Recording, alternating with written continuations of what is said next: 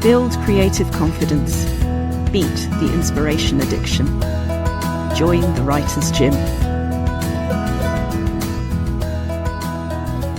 The Oxford Companion to English Literature calls Ramsey Campbell Britain's most respected living horror writer, as, I will personally add, does everybody else. The Washington Post sums up his work as one of the monumental accomplishments of modern popular fiction. In 2015, he was made an Honorary Fellow of Liverpool John Moores University for outstanding services to literature. His latest novels are Fellstones, The Lonely Lands, The Incubations, An Echo of Children, and Ancestral. His Brichester Mythos trilogy consists of The Searching Dead, Born to the Dark, and The Way of the Worm. His most recent collections are Fearful Implications, a 2-volume retrospective roundup, Phantasmagorical Stories, and The Village Killings and Other Novellas. His non-fiction is collected as Ramsey Campbell, Probably, and Ramsey Campbell, Certainly. Ramsey's Rambles collects his video reviews, and Six Stooges and Counting is an appreciation of the Three Stooges. Limericks of the Alarming and Phantasmal is a history of horror fiction in 50 limericks. It is. I shall give you one just to start with. Oh, please. Though you have no aversion to bugs, you may well draw the line at giant slugs. Should your lettuce at lunch seem too lacking in crunch, then the cause may crawl forth from your lugs. Oh. Dedicated to Sean Hudson. Fantastic. Ramsey, you led me away from the Flame Tree bio that begins, has been given more awards than any other writer in the field. But there was something I really wanted to say about that, which is I really enjoyed you saying in the recent Horrorzinine interview that when you were asked which awards were closest to your heart, and you said all of them because they mean somebody thought my stuff is better than I do. There's something so important about understanding that our own self-doubt is not objective fact, isn't there? Yes. I mean, in my case, it's also something of an impetus. Seriously, these days I tend to get up in the morning. Well, let's start further back than that. I don't even get up yet. I wake in the morning, and if there's a work in progress, as there pretty well often is, I think, well, I've got nothing for it today. I've got no creative energy. I've got no ideas. There's no point in getting up. And then something will occur to me, a turn of phrase or an image or a line of dialogue. And I'll have to get up in order to record it. In the old days, it would be, pen and ink. These days, I tend to use the phone, although there's a tale in itself there, because I frequently see the phone take my dictation and then decide he didn't really mean that and change it out of all recognition. There's clearly a story in that which I've yet to write. But basically, I've come to the conclusion that depression and self-doubt are not an integral part of the process. I think it's probably a necessary part for me. I need to have that feeling that, I've lost it in order to find it again. The problem is, of course, knowing this intellectually is not the same thing as experiencing it emotionally. Would that it were. Make life a lot easier, but there you are. And equally, if I finish a new story, I tend to think, well, they're not going to want this, but, I could send it somewhere else, or I can ultimately collect it in one of my own collections of short stories. If I finish a new novel, I send it to my agent, and I think one or two things. Either he's going to say, this is not what we expect of you at all. You've somehow gone way off beam. Or they're going to say, well, you've done this too often, you're simply repeating yourself now.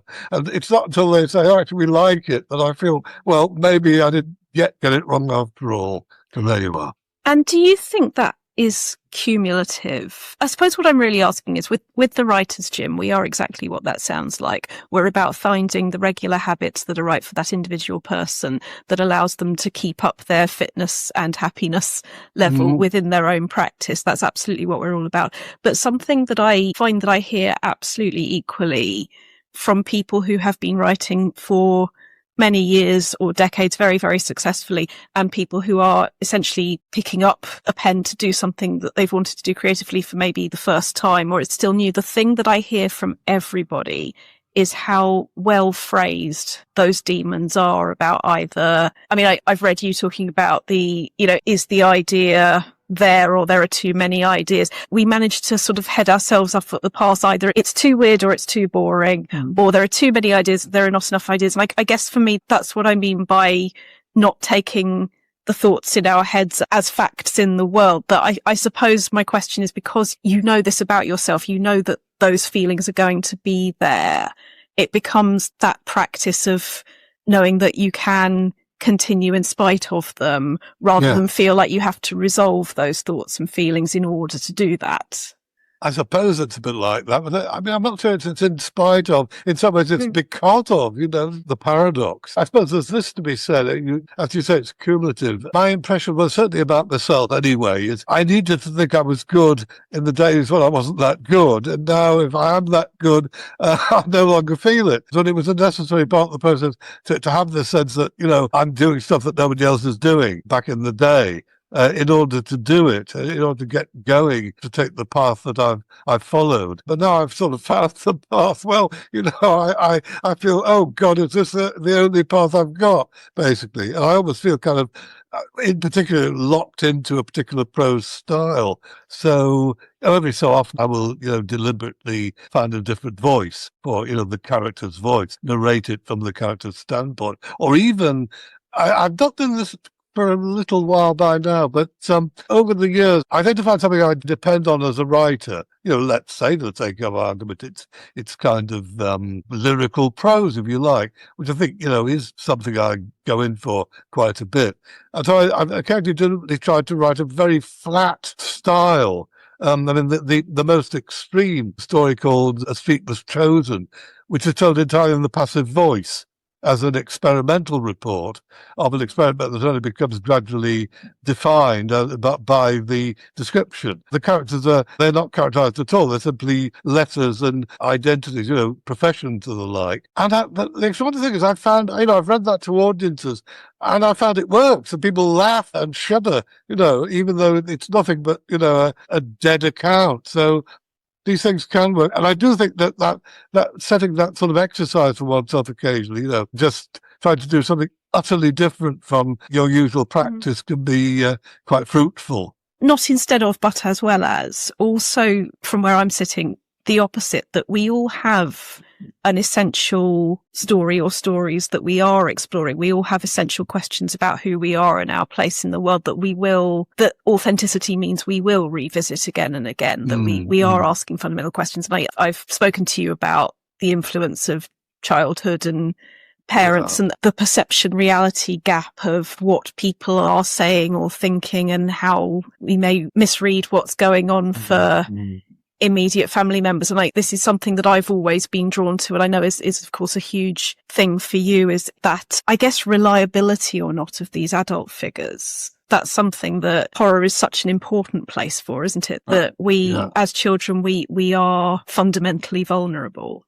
Oh, very much so. But I think we also, well, in my answer, I'm sure it's true of many people, you think, well, that's how it is because that's your childhood. Certainly, I was getting on some in youthful years before I kind of looked outside and thought, well, not everybody lives this way, do they? There is something a bit odd about my childhood. But for a long time, I just took it for granted. This is what life, how it works, basically, And the place of storytelling, I remember you saying about when you realised that what your mother was seeing wasn't what other people might call objective reality, and how there then needed to be a story that we tell the outside world, and that how you say it to her, it was very much a life skill in that way, wasn't it? Oh, from a very early age, just about 3 years old, really, I became aware that, what she said was happening and what I'd just seen happening were two very different things, violently different things. And as you say, I sort of developed the way of dealing with this very, very early indeed. The trade-off really was that I couldn't talk about it to other people, basically largely because she brought me up not to do so. That was inculcated. Well, I mean, I don't think it's melodramatic to say indoctrinated into me. And so it was a long, long time, really, not really till she died, that I was able to. And there was a sudden sense of, the dam was broken. And all of a sudden I wrote this huge, long account of my childhood, and it was an immense relief, It wasn't sort of traumatic, quite the reverse. It was just, here it goes at last, basically. And it was very easy to write in its own way. And the self-editing is always something we need to be aware of, isn't it? I talk about it in terms of a sort of artist palette. We've got our memories, we've got our imagination and our questions about the world, and our job is to be as free as possible to mix those things. But where you've had somebody really important saying, thou shalt not use this bit, you're going to be reacting very strongly against it. Yes, I think so. And it's, I think from the point of view of a lot of the people that I work with at the Writers' Gym, coming to a point where they acknowledge that they need to do that work, that you need to be able to say, actually, this is mine. This experience is mine. Yes. Oh, yes. Yes. And the more you can talk about yourself, the better. However you do it in fiction. Because, again, you see, for a long, long time, I wasn't really aware of some of the autobiographical elements in what I was writing. It may be that I needed not to be aware of them in order to write them. I remember I had one extraordinary experience. There's an old story of mine called The Chimney. Basically, it's about an adolescent boy who's a fearful kid, who's obsessed with the idea that this figure that comes down the chimney on Christmas Eve is, it's actually a very menacing idea. This intruder who comes down and wanders about your bedroom. And for a long, long time, I thought, well, I've invented all this. The notion of Christmas as being a place of dread, specifically the Father Christmas figure, who turns out to be the father, crucially in my story. But I'd kind of forgotten that, my parents were estranged very early on, really, not long after this incident when I was 3 years old. So by the time I was 5, we were living in the same house, very small house, but they weren't speaking to each other, and they weren't, encountering wherever they could avoid it. And I was basically having been required to choose sides. I was with my mother, but she didn't see my father. He was basically this presence on the other side of the door. But there would be Christmas Day. I'd always be sent up to knock on his bedroom door and say, approximately, will you come down for Christmas dinner? And there would be a kind of mutter of dissent from the other side of the door. And I would flee downstairs, basically, that's over for another year at least. And of course, that was what that story was partly about. And I remember reading it to an audience at Jack Sullivan's apartment in New York, because he used to invite a whole bunch of people around to hear me read every time I was in New York. And all of a sudden this came upon me as a kind of tremendous shock. I think I remember having to stop in the middle of it and say, I'm sorry, folks, I'm going to tell you what this is about. And, there's some epiphany, revelation. And I suppose there are other instances, throughout my stuff, but that was one spectacular example. This, I hope, I can see being so encouraging for a lot of people listening to this, that it's not necessarily about knowing what we're doing. It's about allowing ourselves to do it. Absolutely. And working out what we were mixing, what was going on later. Yes. And you've been a very good influence, I think, not just to me, but far and wide about you. Actually, in the acknowledgements of An Echo of Children was the effect of it's a compulsion, this writing lark. And the idea that a compulsion is a very positive thing. It's permission, really, isn't it? That writing every day, it's not about how to make myself do it. It's the fact that my brain works like this. Oh, yeah. And you get a healthier version. Certainly you get better Rachel for your money if I've written than if I haven't. Yes. Oh, yeah. Yeah. And that is important, isn't it? And I'd say, yes. I think you've said that your best creative time is something, was it 7 a.m. to 12 or something? Yes, approximately, that's right. Or maybe 6 till 12, Yeah, but the mornings are my time for fiction specifically. And then the afternoons, I tend to talk to you, for instance. Obviously, here I am doing it. But, also non-fiction tend to get the proofreading, stuff like that, tends to be in the afternoon work. Then eventually off and go and watch a movie. And do you find that a sort of mental emotional alarm goes off that after this point it will be diminishing returns? Do you Yes. that? Oh, yes, very much so. Yes, I can feel the kind of, the creative energy beginning to fade a little bit. I try and find a sort of natural break in the narrative. Some sort of point of transition, ideally something like moving from the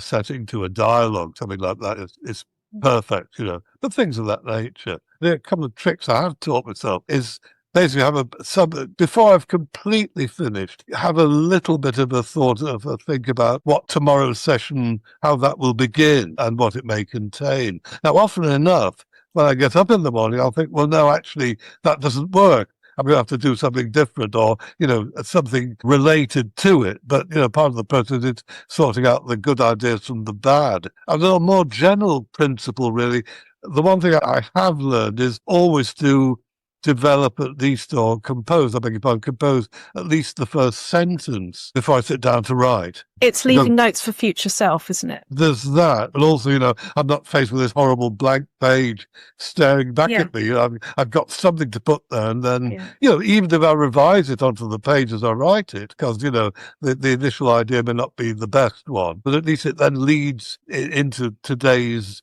session, and that does work for me. It was interesting you mentioned the phone notebook for that, because that's another really good way of doing that, isn't it? That you do think into it and then it's there for you. It's never quite a blank page. Oh, no, that's right. I always think of it like layering a canvas, it's just sort of splodge and then you work your way. You talked about how, I may misrepresent this, so please do correct me on this, but the idea of courting writer's block is essentially to not do what we've just described there, to, I guess, be too prescriptive. Well, the only time I've ever suffered it, thank heaven, this was way back in, the very early 1970s. I started a story called Litter. I wrote the first day's work, was, a page and a bit.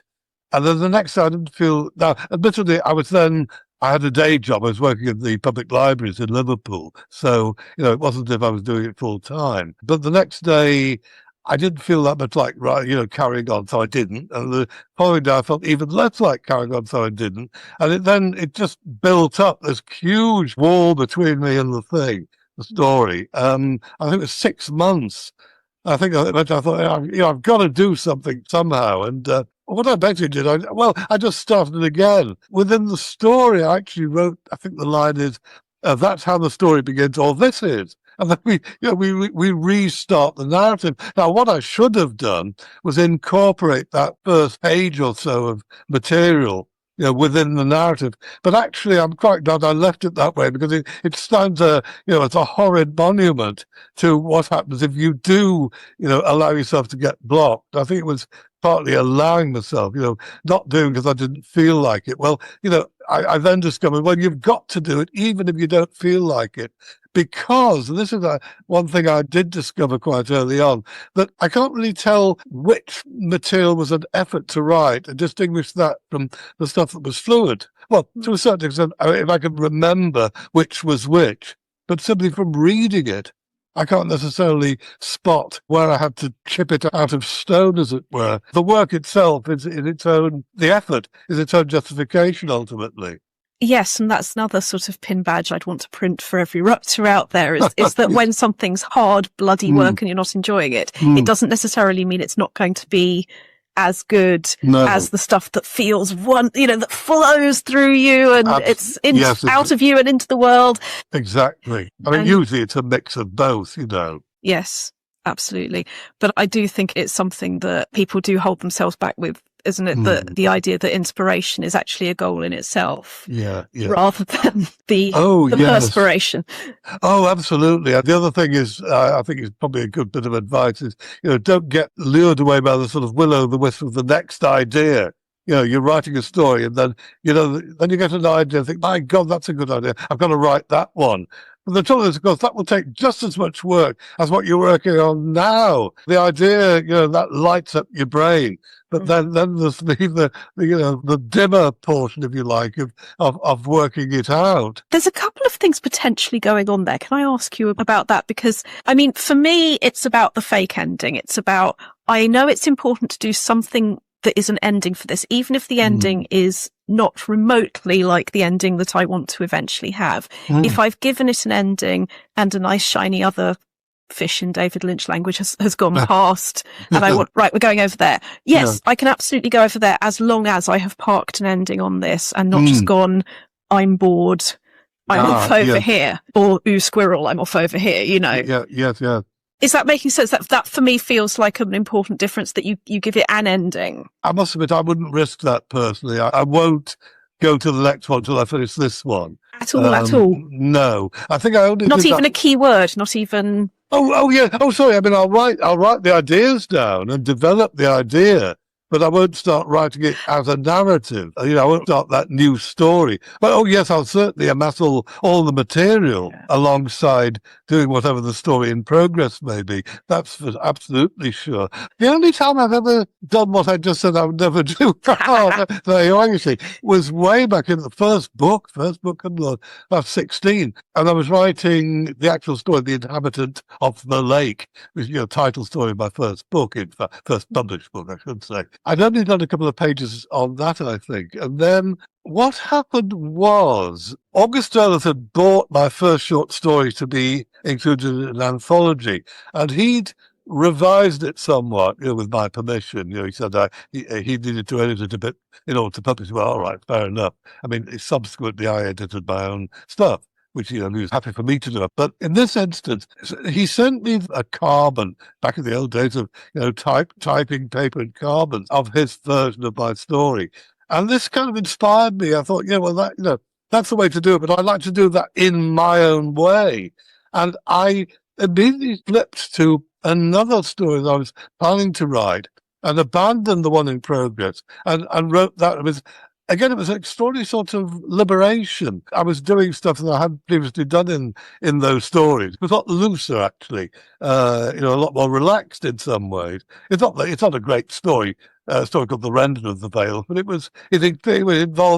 invented my old pal Deoloth, who figures in a lot of later stuff. But this was where he appeared first of all. Can we just give that a little bit of a shout out as well? Because you just said, to your mind, that is not a good story, but it created something that had such a scope that even when we don't feel that great about something, we don't know what's going to happen next. Oh gosh, well, you see, this is it. I found this extraordinary. Here I invented the old chap when I was 16. It's all over the internet. He's people's internet identity. There's heavy metal tracks about him, innumerable paintings and drawings and stuff, and stories based on, and including him or referring to him. And I found this kind of, rather humbling in its way. How is this possible? But somehow it's happened, so there we are. We were talking about self-editing, or something that I find quite fascinating, terrifying, is that, I may be exaggerating this, but I think you show Jenny, your wife, a chapter at a time, even when the book isn't finished yet. And I'm fascinated by this, because the idea Jenny, of a book, No, Jenny likes to read them, that's it, you see, just as simple as that. So, and, she can, on occasion, she just point me at something or say, you've changed this character's, minor character's name or something, as can happen, increasing it by advancing senility. Nothing is going to happen. Who knows? And, occasionally I've called a character God help us. Yeah, it is indeed in the work in progress. And at one point, only for a couple of paragraphs, I managed to call the protagonist by the name of a minor character. God help us. So there you are. But Jenny pointed that out, so that's gone now. I don't mean to dismiss the point that it can be memory, but I don't know if this is a thing for you, but sometimes a story that I thought was going to be in past tense decides it's writing itself in present tense, and sometimes a person who I thought had this name is rebelling and turns out to have that name. Was that something different? Does that happen to you, where sometimes the story just tells you, I know you thought I was doing this, but you're not. Oh, yes. Good heavens. Oh, good heavens. Yes, very much so. In the development, or in the first draft, or very, very often in the rewrite. And we haven't really got onto that yet. I mean, if you want me to ramble on a bit about that. Please, yeah. I am in the process of rewriting a new novel right now, which will be presumably, where are we? But this will be the 2027 novel now. It will be, I guess. Assuming they want it, because, they may not. We'll have to find out. So, I mean, how this works is just the general process of a novel for me these days. So to go all the way back to the start, I get the idea, I then try and develop it in terms of what is this about, who will it happen to, where will it happen, what are the characters called, what do they do in life, where do they live, what are their relationships. And of course I've got none of that to begin with, or very little of it, and so it feels like wandering about in this creative limbo, where there's nothing in sight and no boundaries, just this endless plain basically, and then eventually things start somehow suggesting themselves, and eventually I gather lots and lots of material. I don't plot in advance. I gather a lot of material, and obviously I need to know where we begin. Otherwise, I won't begin at all. And, I will certainly probably have, ideas of some of the major events of the narrative and probably the order of those events. But that's quite likely to get changed in the writing anyway. And then off we go eventually. Then will come the day when I feel, this is clamoring to be written now. Let's get going. And I duly do the first draft, which will take me, I don't know, several months certainly. And then that gets put aside for a few months. So I can forget about it basically, come back to it, as a reader rather than as the writer. And this is by far the most dispiriting part of the process, where I can see a great deal of what's wrong with it, but not really what to do about it. But the point is, once you see a problem, you're on the way to fixing it. If you don't see there's a problem there, you're not going to be able to fix it at all. And so as soon as I've gone through that dispiriting stage of the writing, I then start the rewrite. Now, I always write longhand. The original draft is always longhand. Should we give an advert? Because I now have mini versions because I got you your size of your notebook, but then I accidentally got these as well. So now I'm using them. I'm using the mini version. Yes, so it's here's something else I don't know how to pronounce. Sylvine. I don't know. I was thinking Sylvine, but I don't know. Maybe so. Not because sure. you use the big one. The big one. Yeah, student's notebook they call it apparently. Yeah. So that's how I do it. But then the rewrite is onto the computer. And it took me a while to reach this stage. And I only wish I'd reached it earlier in my career. I mean, there was a time when it came to the rewrite, I tried to salvage as much as possible of the first draft, and justify as much of it to myself as I possibly could. These days, I actually go at it with utter ruthlessness and, take great delight in chucking stuff away or condensing it, distilling it, refining it, changing the characters' names, changing the order of the paragraphing, restructuring paragraphs, and all of that. Generally speaking, I, on average, probably end up with like 20% less material, worded, in fact, in the final draft than there was in the first. And then, as I said, that goes off to my agent. I turn uneasily in my bed at night until I hear from him. And eventually that goes to the copy editor of the proof. I don't think you'll mind if I name her. A great lady called Imogen Howson, Imi, who we become friends, and we've asked to work together on my stuff because we do extremely well. And so, I read through her copy edit, which tends to be very minimal because she said there's not much to copy edit, apart from the obvious things of, the end dashes or changing dashes and things of that nature in terms of the house style. And so I read through that. I've left out a stage, haven't I? No, once I've rewritten onto the computer, print that out. That's right, of course. That goes away with us on holiday to a Greek island, usually, and I can then read through that and make the final twiddles, That then goes off ultimately to Imi, and she does the copy edit. And then, of course, comes the proofs from the publishers, and so I read through the wretched thing yet another time. So I basically read through the final version really at least 3 times. And, luckily at this stage, I don't feel, oh, God, why did I bother? And in fact, on the whole, I'm happy with what I did. But then give it a couple of years and I think, oh, I should have done that. So it never ends. And one of the things that never ends of that, which is important for all of us, is that sensation, oh God, they might hate it. Have I lost it? Did I ever have it? All the stuff that we do to ourselves. And it's so important to hear you say that because the flag I want to wave all the time is it's not about waiting for the feelings to change before our behaviour supports the writing that we need to do. Yes.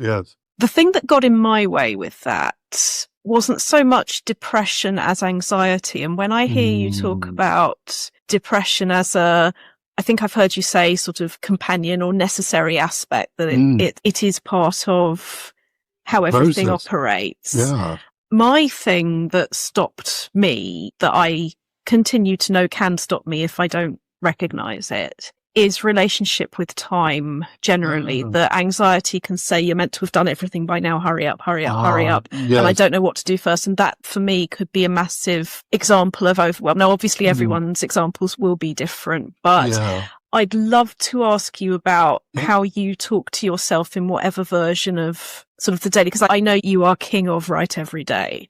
Yeah, yeah, and that is how you operate. So sure. are there conversations that you have with yourself that help support that? Or I guess maybe one of the things on my mind is the very fact that you're doing it every day.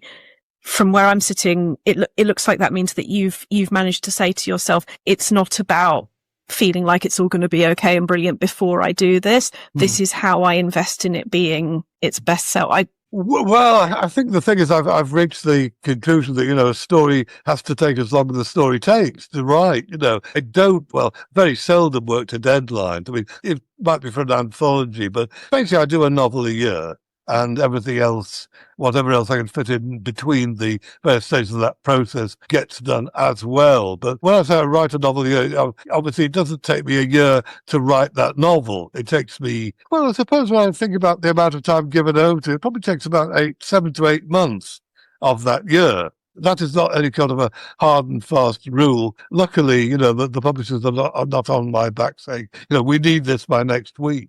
And that, they're very gentle with me, basically. My agent is as well. So I have got that space in which to relax. And, if it takes another few weeks, okay, fine, it takes another few weeks because that's what it needed to do.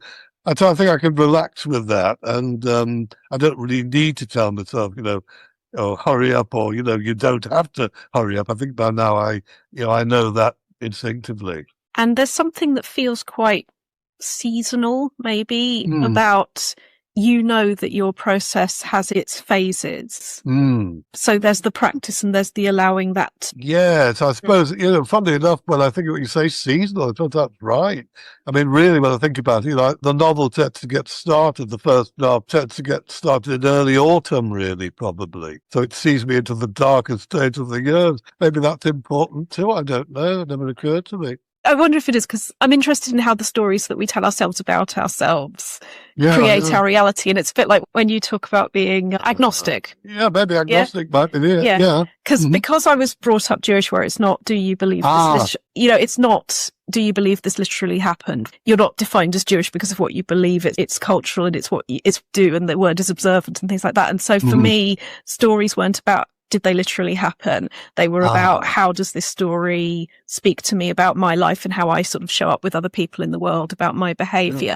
And there's always, I think there has been for me a link between that and the seasons, actually, because we have these sort of festivals at different times of the year. And I certainly find autumn very productive, and that's the Jewish New Year. And it's so interesting hearing how these things, because I hadn't particularly thought about it in those terms, but maybe I was seeing something about myself and hearing you say that, but it is interesting how we find what works for us, because what it sounds like is that with you writing every day, it doesn't need to be the same amount of words. It doesn't need to be the same process. It's pushing the envelope. It's taking steps forward. The trick I play on myself is I always want to go at least onto the next page of the exercise book, because that could mean I've got 2 sentences at the bottom of this page and one on the next one. That'll do it. It never will, but theoretically it could. I suppose the only time I don't do a great deal of work is when we're away, say, at a convention, or, a festival, whatever it might be. I still take it away. I still work on it in the hotel room. But I don't do as much as I ordinarily would, because, there's too much else to do at the event. So I do sort of, let myself up a bit in those terms, in those situations. I started to ask you about Jenny reading one chapter at a time before you necessarily know what's going to happen for the rest of the book. Yes. Well, to a certain extent I will know, but, more and more it's a process of exploration, discovery about the characters as well, So, I may have, even this isn't true anymore. I was going to say I will have an ending in sight, but actually I used to have a sort of fallback ending, if you like, if I couldn't come up with anything, or if it couldn't come up with anything better. But in general, the actual process of narrative, often enough it would kind of subsume that idea I had for the ending and then pass on beyond it or develop something else. But these days, over the last few, I really haven't known what the ending was going to be until I probably got to the final chapter. And it seems to work. But it's kind of trusting instinct, given the amount of time I've been doing it. I have talked to you about your process, my process, things like that. Is there anything that you consider either universal or a good idea for writers generally that you'd want to sort of, like I have my little things that I'd like to throw out there into the world. Is there anything that you would want to gift? I suppose the main things we've talked about, the few tricks I've learned in, 60 odd years of not sitting down to the blank page, bring something to the blank page before you sit down, basically. I think that's crucial, personally. And I think it's as straightforward as saying, realize you can always rewrite. You think, well, this is not very good. Well, yeah, it's not your final version, is it? If we're talking about the first draft, or even the second, depending on how you work. But, it'll get better as you work on it. Well, in that case, it's been such a pleasure, Ramsey. Thank you so much for joining the Writers' Gym. My pleasure, Rachel. Thanks for having me. Thank you. Let's do it again. Let's do it again. You've visited the Writers' Gym with author and coach, Dr. Rachel Knightley. Production and sound design are by Ashley Lexine, and theme music is by Chris Gregory.